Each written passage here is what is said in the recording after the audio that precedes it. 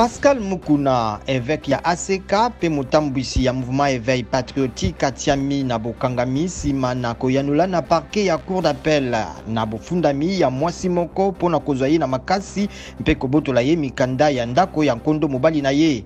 Pascal Mukuna asengaki poso moko moleki na misala ya bosembo kofungola anketi likolo ya président ya kala Joseph Kabila oyo afundi pona liwa ya bato baike pe mbeba misusu.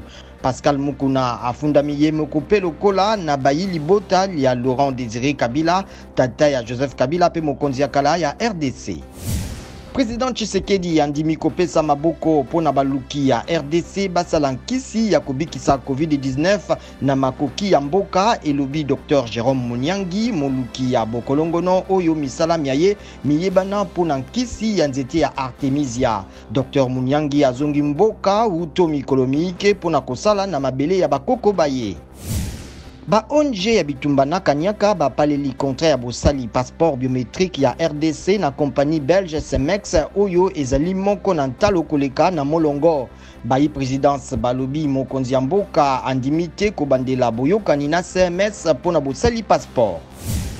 Fekofa ezwi mokano ete pe Mazembe na ASV Club babeta Ligue africaine des champions pe AS Maniema na DSMP Coupe ya Confédération africaine lokola championnat et katani pona COVID-19. Mazembe nde bimi champion na 53 points.